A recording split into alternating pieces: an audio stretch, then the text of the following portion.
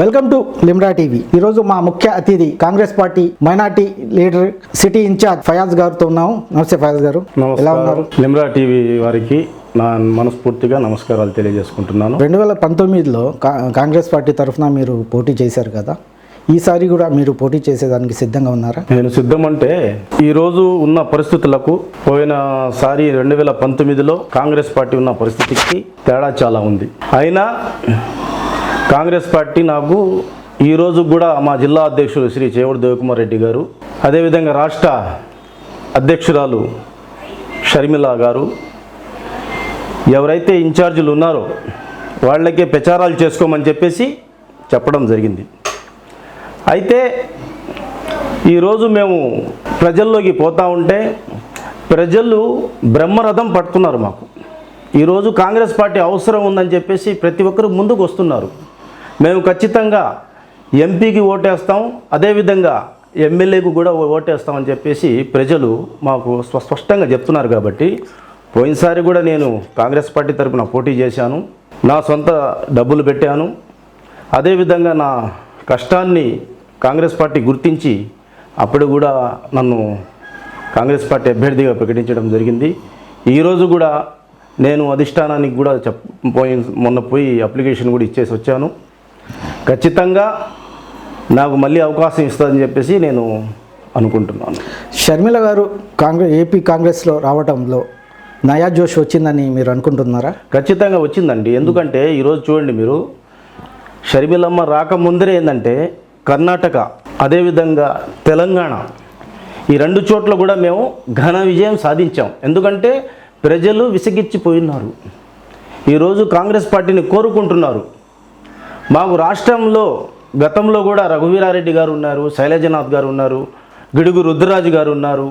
మంచి మంచి నాయకులు, రాష్ట్ర నాయకులు శ్రీ చేవూరు దేవకుమార్ రెడ్డి గారు, అదేవిధంగా జిల్లాకు భుజసంబాలపై మోస్తున్న ఎవరైనా నాయకుడు ఉన్నాడంటే శ్రీ చేవూరు దేవకుమార్ రెడ్డి గారు.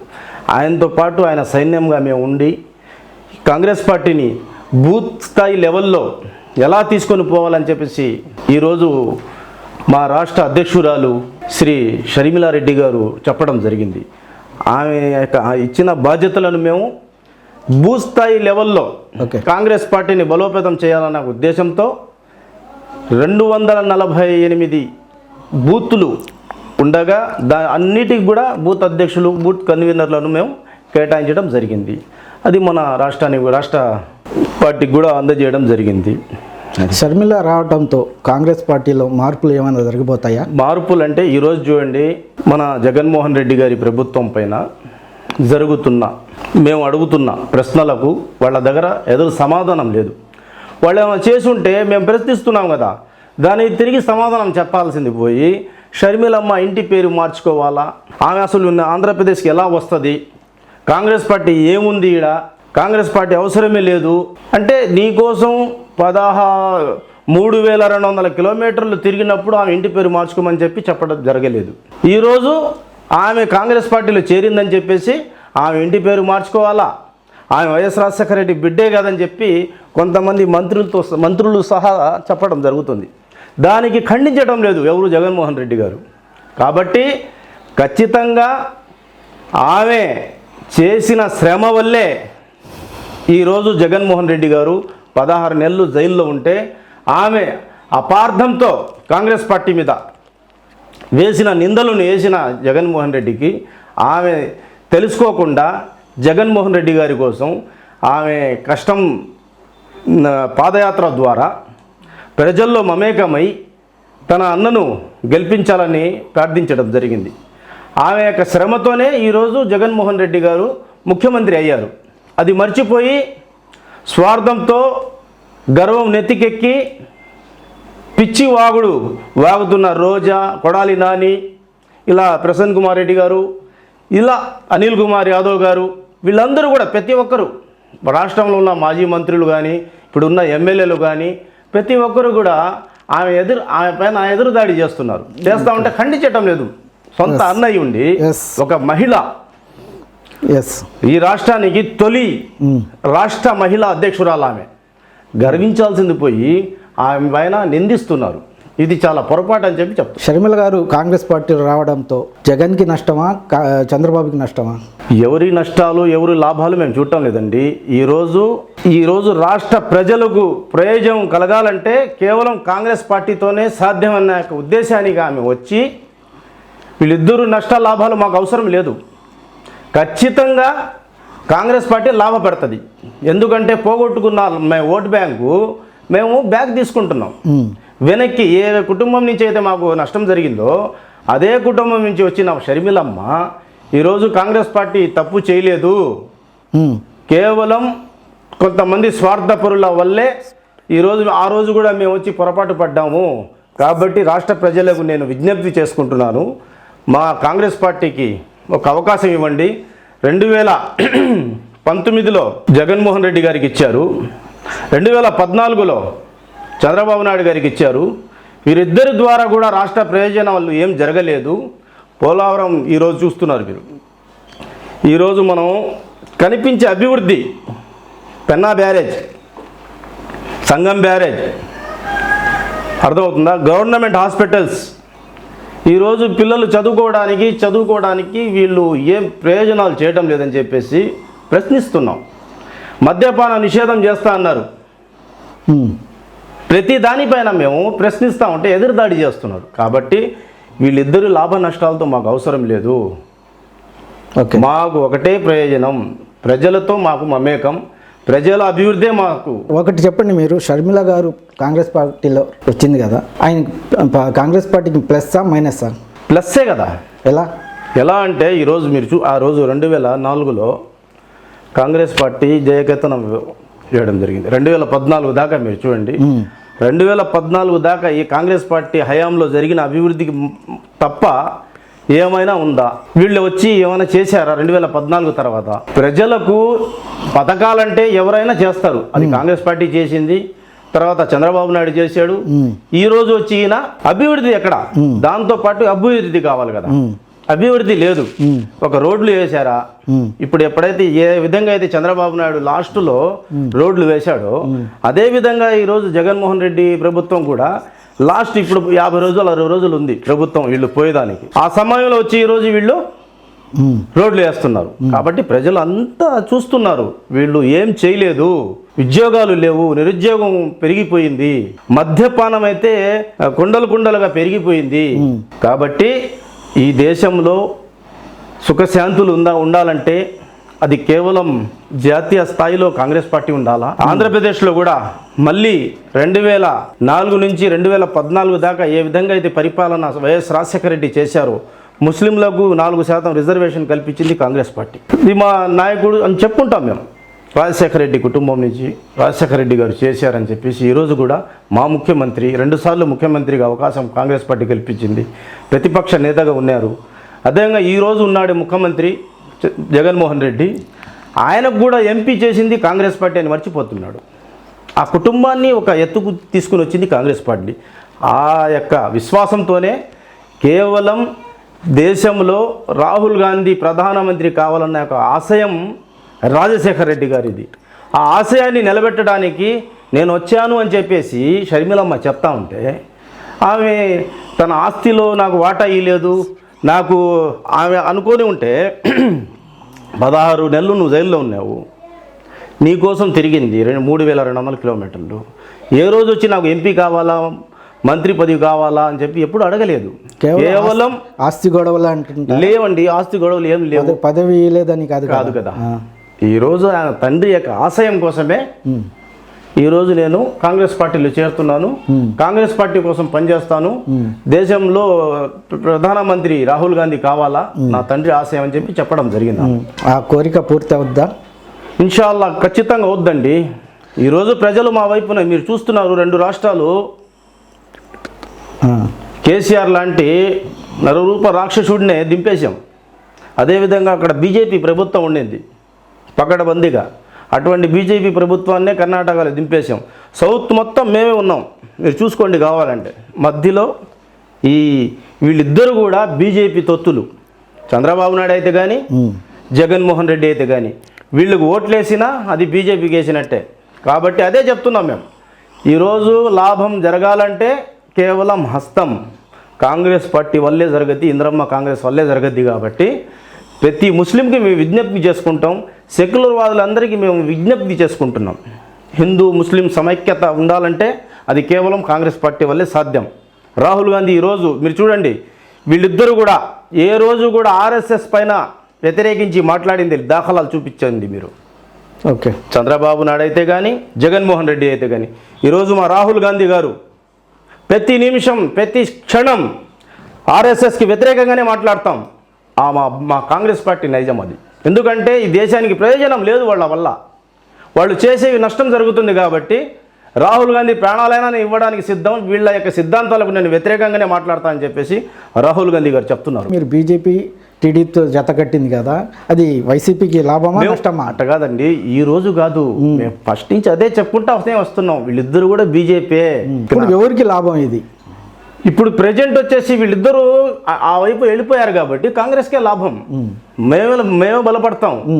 కాబట్టి ప్రజలు అనుకున్నారు, ఈరోజు ప్రజలు ఒక నిర్ణయానికి వచ్చేసారు, వీళ్ళిద్దరి వల్ల లాభం లేదు, వీళ్ళు ఏంటంటే మాకు తాగుబోతులు చేస్తున్నారు, పని లేని ఎదహోలు చేస్తున్నారు అని చెప్పేసి వీళ్ళందరూ పనికి మాల వాళ్ళకి చేస్తున్నారు. కాబట్టి మాకు వీళ్ళు వద్దని చెప్పేసి వీళ్ళు నిర్ణయానికి వచ్చేస్తున్నారు. కాంగ్రెస్ పార్టీ తరఫున 175 అభ్యర్థులు రెడీగా ఉన్నారండి. మేము 175 రెడీగా ఉన్నాం. 50 స్థానాల్లో గెలుపు ఖచ్చితంగా గెలుస్తున్నాం.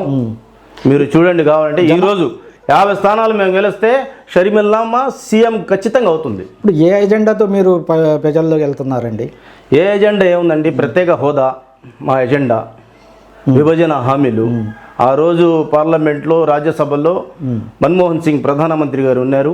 2014లో పార్లమెంట్లో రాజ్యసభలో ఒక ప్రధానమంత్రి చెబితే అది చట్టంలో భద్రపరిచినట్టే. కాబట్టి వీళ్ళు ఆ మాటలను పక్కన పెట్టేసి మేము వస్తే 100 రోజుల్లో విభజన చేస్తాం, మేము ఆదుకుంటామని చెప్పడం జరిగింది. గారు రాజశేఖర రెడ్డి గారి ఆశయాలను షర్మిల గారు పూర్తి చేయగలరా? ఖచ్చితంగా ఆ నమ్మకం మాకైతే ఉంది. ఎందుకంటే ఈరోజు మగవాళ్ళు కూడా మాట్లాడడానికి ధైర్యం లేని కొంతమంది అపోజిషన్ పార్టీలో ఈరోజు షర్మిలమ్మ వచ్చి, అపోజిషన్ ఎవరు? చంద్రబాబు నాయుడు. వాళ్ళు కూడా మాట్లాడలేని మాటలు, అడగలేని మాటలు సొంత అన్న అయినా సరే పార్టీలకు అతీతంగా ఖచ్చితంగా ప్రజల కోసం ఈరోజు మాట్లాడుతూ ఉండేది ఎవరు మీకు అందరికీ తెలుసు. ఈరోజు బీజేపీకి ఇద్దరు తొత్తులుగా మారిపోయారు అని చెప్పేసి ఆ ధైర్యం నువ్వు చెప్పగలిగావా?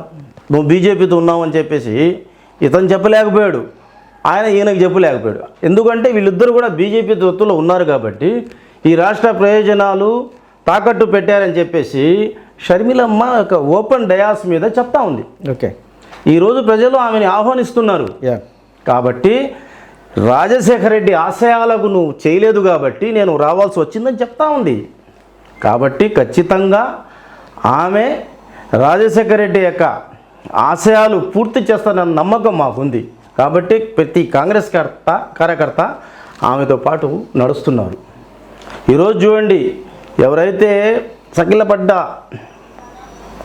కాంగ్రెస్ పార్టీ కార్యకర్తలు కూడా ఈరోజు సింహాల్లాగా పరిగెత్తున్నారు.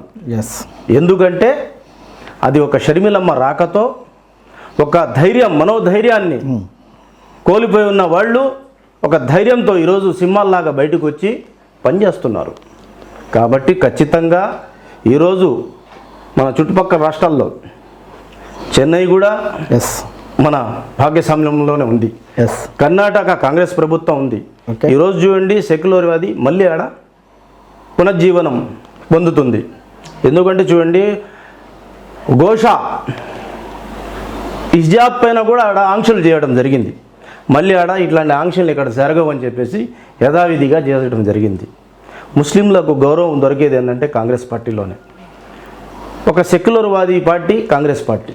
కాబట్టి ముస్లింలు ఎప్పుడైతే కాంగ్రెస్ పార్టీకి దూరం అయ్యారో ముస్లింలను కూడా అణిచివేయడానికి జరుగుతుంది.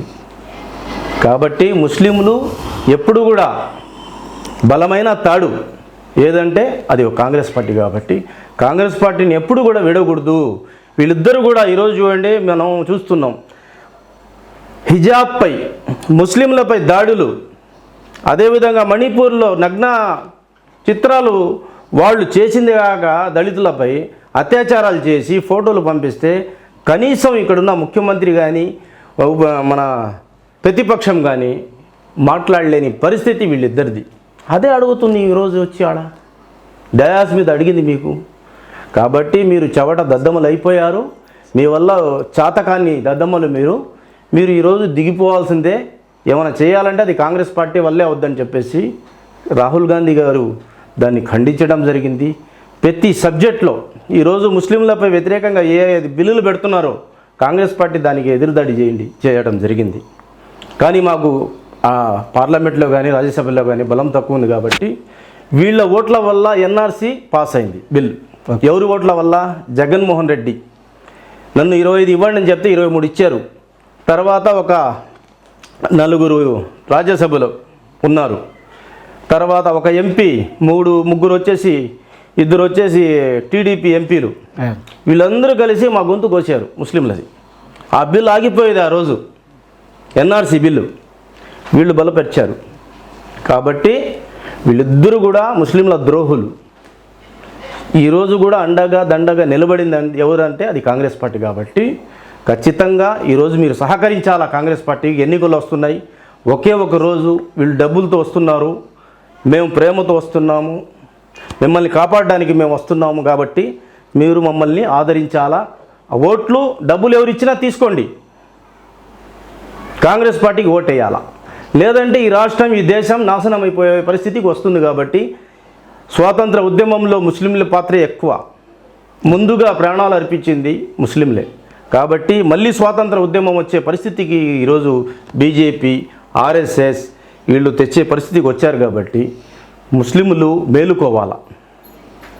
ఓకే, ముస్లింలు మేలుకోవాలా. ఎందుకంటే మీరు చూస్తున్నారు, ఈరోజు ఢిల్లీలో మత కలహాలు సృష్టించారు, గుజరాత్లో మత కలహాలు సృష్టించారు. ఇవన్నీ బీజేపీ ద్వారానే జరుగుతున్నాయి. కాబట్టి బీజేపీకి ఎవరైతే సపోర్ట్ చేస్తారో వాళ్ళు కూడా బీజేపీకి సపోర్టర్స్. కాబట్టి వాళ్ళని మేము అదుపు చేయాలా, వాళ్ళని ఇళ్ళకి పంపించాలా, కాంగ్రెస్ పార్టీకి మళ్ళీ అధికారం ఇవ్వాలా. ఈరోజు దుల్హన్ పథకం ఇస్తా అన్నాడు ఒక 6 నెలల ముందర. అది కూడా ఆంక్షలతో కూడింది. 2 10th చదివి ఉండాలంట, 10th చదివి ఉండి పాస్ అయ్యి ఉండాలంట. నువ్వు ఆ రోజు ప్రచారంలో పోయావే, ముద్దులు పెట్టావే, అబద్ధపు ముద్దులు, అబద్ధపు పాదయాత్ర చేశావే. ఈరోజు ప్రభుత్వం 50,000 ఇస్తుంది, నేను వస్తే ₹1,00,000 ఇస్తానని చెప్పావు ముస్లింలకు. ద్రోహం చేశావా లేదా? ఆ రోజు 2 10th చదువు ఉండాలని చెప్పేసి ఆ రోజు చెప్పావా? చెప్పలేదు. తర్వాత ఈ రోజు కూడా 2 10th చదువు ఉన్నా వాళ్ళకి డబ్బులు ఇప్పుడు దాకా. హౌస్ ఫర్ ఆల్ 2014లో మొదలుపెట్టాడు చంద్రబాబు నాయుడు. ఈ రోజు దాకా వాళ్ళకి ఇల్లులు ఇవ్వలేదు. కాగితాలు ఇవ్వడం, పట్టాలు మళ్ళీ తీసుకోవడం, మళ్ళీ పట్టాలు వేరే వాళ్ళ పేర్లతో ఇవ్వడం, ఇదే పరిస్థితి అయిపోయింది. కాబట్టి మేము కూడా ఇచ్చాం. ఈరోజు జనార్దన్ రెడ్డి కాలనీ, జన్నత్ హుసేన్ నగర్, వైఎస్ఆర్ నగర్, రాజీవ్ గృహ, ఇది అర్థమవుతుందా? వైఎస్ఆర్ కాలనీ, ఇవన్నీ కాంగ్రెస్ పార్టీ హయాంలోనే డెవలప్మెంట్ అయ్యాయి, ప్రజలు అభివృద్ధి చెందారు, సొంత ఇల్లు కళ ఆ రోజే నిరూపించడం జరిగింది. కాబట్టి వీళ్ళ వల్ల ఏమి కాదు, మళ్ళీ కాంగ్రెస్ పార్టీ వస్తేనే ఈ రాష్ట్రం. సరే, ఇప్పుడు జగన్మోహన్ రెడ్డికి 2024లో ఈ పథకాలంతా పనిచేస్తాయంటారా? పథకాలు ముందుగా 100 మందికి ఇచ్చాడు, తర్వాత 70 మందికి ఇచ్చాడు 2వ సంవత్సరం, 3వ సంవత్సరం వచ్చేసి 40 మందికి ఇచ్చాడు, 4వ సంవత్సరం వచ్చేసి 20 మందికి ఇచ్చాడు. ఇప్పుడు 80 మంది నీకు ఎగ్నెస్టే కదా. కాబట్టి ఈ పథకాలు ఏం జరగవు. గతంలో కూడా 2019లో నువ్వు గెలిచినప్పుడు చంద్రబాబు నాయుడు గారు 15,000 రూపాయలు 10 రోజుల క్రితమే ఆడవాళ్ళకి వేసాడు, పసుపు కుంకుమని. అదేమైనా పనిచేసిందా? నీ పరిస్థితి కూడా అంతే, నువ్వు ఏం చేయలేదు. కాబట్టి ఈరోజు వట్టి డబ్బులు ఇవ్వడమే పెద్ద విషయం కాదు. అభివృద్ధి ఆగిపోయింది, ముందుగా నిరుద్యోగం పెరిగిపోయింది. కాబట్టి మహిళలపై దాడులు జరిగిపోతున్నాయి, పట్టించుకునే వాళ్ళు లేరు. కాబట్టి కాంగ్రెస్ పార్టీ వల్లే ఏదైనా సాధ్యం. ఈరోజు ఒక పెద్ద నాయకురాల్ని చూస్తూ ఉన్నారు. ఆ దేవుడు మనకు షర్మిలమ్మ రూపంలో ఆ కుటుంబం నుంచే ఎవరైతే కాంగ్రెస్ పార్టీకి చెడ్డది అని చెప్పారో మళ్ళీ ఆ కుటుంబం నుంచి ఆ దేవుడు షర్మిలమ్మని పంపించి కాంగ్రెస్ పార్టీ అంత మంచి పార్టీ వేరేది లేదని చెప్పేసి ఆమె నోటి గుండే చెప్పించాడు. కాబట్టి ఖచ్చితంగా రాజశేఖర రెడ్డి ఆశయాలు మాతో ఉన్నాయి, ఆయన ఆశీస్సులు మాకున్నాయి. కాబట్టి ఖచ్చితంగా మేము 175లో ఇప్పుడున్న పరిస్థితికి మాకున్న లీడర్షిప్స్కి 50 సీట్లు ఖచ్చితంగా కొడుతున్నాం. 50 సీట్లు కొడితే కింగ్ మేకర్స్ మేము. సరే, ఇప్పుడు రాజశేఖర రెడ్డి భావాలతో ఉన్న వారసుడు ఎవరంటే ఏ పేరు చెప్తారండి? మేము షర్మిలమ్మ అని చెప్తాం అంతే, దానికి వేరే మాటే లేదు ఇంకా. ఎందుకంటే ఈరోజు ఆమె చెప్పేస్తుంది వచ్చి, ఈరోజు ప్రజలు చెప్తున్నారు. ఏ రోజన్నా రాజశేఖర రెడ్డి గారు ఒక పథకం ఇచ్చారు, ఒక మాట చెప్పిన తర్వాత వెనక్కి తీసుకున్నారా? మద్యపాన విషయంలో మీరు చేసింది ఏంది? నేను దశాల వారీగా ఈ మద్యాన్ని నేను అదుపు చేసి నేను మళ్ళీ ఎన్నికలకు వచ్చేటప్పటికి మద్యం ఉండకుండా చేస్తానని చెప్పి చెప్పావా లేదా? ఓకే, ఈరోజు నువ్వు మాట తప్పావా లేదా? ఓకే, దుల్హన్ పథకం విషయంలో ఎంతోమంది పేదవాళ్ళు ఆ డబ్బు కోసం ఎదురు చూస్తూ ఉంటే నువ్వు వచ్చి ఒక బాంబు పేల్చావు. 2 10th చదువు ఉండాలని చెప్పేసి కొన్ని వేల మంది పాపం అమాయకులు అప్లికేషన్లు పెట్టుకున్నా కూడా వాళ్ళు ఏడ్చి నిన్ను శాపనార్థాలు చేయడం జరిగింది. కాబట్టి నువ్వు మాట తప్పావు. ఎవరికో నేను చెప్పాను కదా ఇందాక, 100 మంది నుంచి 80 మంది దాకా అదుపు చేసి 20 మందికి ఇస్తున్నావు. 80 మంది ఇప్పుడు కరెంటు బిల్లు పరిస్థితి ఏంది? నువ్వు వస్తే ఏం చెప్పావు? చంద్రబాబు నాయుడు కరెంటు బిల్లులు ఆకాశానికి తాకుతున్నాయి, నేను వస్తే అదుపు చేస్తా అన్నావు. అదుపు చేసావా? రెట్టింపు చేసావా? ఈరోజు పెన్షన్లు ఎంతమందికి ఇస్తా ఉన్నారు ఆ రోజు? ఈరోజు నువ్వేం చేసావు? సగానికి తగ్గించిపోయాయి. కాబట్టి నువ్వు మాట మీద నిలబడలేదు. కాబట్టి నీకు ఈ రాష్ట్ర ప్రజలు ఖచ్చితంగా 2024లో బుద్ధి చెప్తారు. షర్మిలమ్మను ఈ రాష్ట్ర ముఖ్యమంత్రిగా ఖచ్చితంగా ప్రజలు చూడాలని చూస్తున్నారు. మేము ఖచ్చితంగా అధికారంలోకి వస్తాం. ఫయాజ్ గారు, రాజశేఖర రెడ్డి గారి ఒక కోరిక రాహుల్ గారిని ప్రధాని చేయాలని ఒక కోరిక ఉంది. షర్మిల గారు పూర్తి చేస్తే అవకాశాలు ఉన్నాయంటారా? ఇప్పుడు ఆమె ఈ పార్టీలో చేరడానికి కారణం ఒక ముఖ్య కారణం అని చెప్పేసి అదే చెప్తా ఉన్నామే. పార్టీలో తెలంగాణలో విలీనం చేసిన తర్వాత ఈ పార్టీలో చేరడానికి ముఖ్య కారణం నా తండ్రి వైఎస్ రాజశేఖర రెడ్డి గారు ఈ రాష్ట్రానికి ముఖ్యమంత్రిగా ఉన్నారు, ప్రతిపక్ష నేతగా ఉన్నారు. నా కుటుంబాన్ని ఆదరించింది ఈ కాంగ్రెస్ పార్టీ. కాబట్టి ఆమె చిరకాలపు కోరిక, ఆమె 2 రోజులు చనిపోయేటప్పుడు కూడా నాతో మాట్లాడారు. నా కోరిక కేవలం ఈ దేశానికి ప్రధానమంత్రిగా రాహుల్ గాంధీని చూడటమే నా యొక్క ప్రధాన లక్ష్యం అని చెప్పేసి ఆయన చిరకాలపు కోరిక అది. కాబట్టి నేను వచ్చి దాన్ని పూర్తి చేయాలనే నా ఉద్దేశం అని చెప్పి చెప్పడం జరిగింది. లిమ్రా టీవీ ద్వారా ఖచ్చితంగా ప్రజల్లో మేము చేస్తున్న శ్రమ, షర్మిలమ్మ యొక్క మాటలను, మా మాటలను రాష్ట్ర అభివృద్ధి చెందాలంటే ఈరోజు ఇద్దరు కూడా టీడీపీ, వైసీపీ, పవన్ కళ్యాణ్ పార్టీ వీళ్ళిద్దరు పేర్లలోనే పి అంటే, తర్వాత బి అంటే, తర్వాత జే అంటే వీళ్ళిద్దరు కూడా ఆ పార్టీలకు సంబంధించిన పేర్లే ఉన్నాయి. కాబట్టి వీళ్ళు ఎప్పుడు కూడా మారే పరిస్థితి ఉండదు. కేవలం సెక్యులరిజం, భారతదేశ ప్రజలు సుఖశాంతులతో ఉండాలంటే ఈ రాష్ట్ర ప్రభుత్వంలో ఇప్పుడున్న పరిస్థితి చూస్తున్నారు.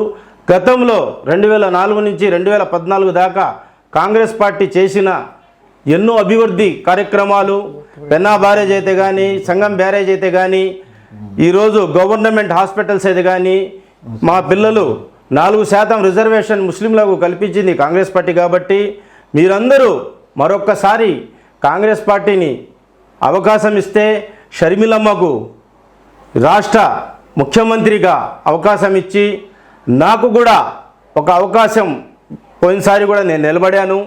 మరొకసారి కాంగ్రెస్ పార్టీ అధిష్టానం, అదేవిధంగా జిల్లా అధ్యక్షులు శ్రీ చేవూరు దేవకుమార్ రెడ్డి నాకు అవకాశం ఇస్తే ఖచ్చితంగా నాకు ఆదరిస్తారని చెప్పేసి నేను లిమ్రా టీవీ ద్వారా మీ అందరికీ ఒక విజ్ఞప్తి చేసుకుంటున్నానని చెప్పి తెలియజేసుకుంటాను.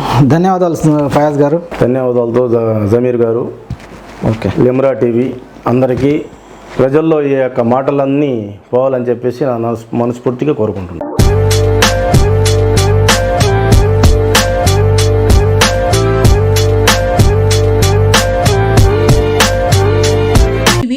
మీకు నచ్చినట్లయితే లైక్ చేయండి, షేర్ చేయండి, కామెంట్ చేయండి మరియు సబ్స్క్రైబ్ చేయండి. చూస్తూనే ఉండండి లిమ్రా టీవీ.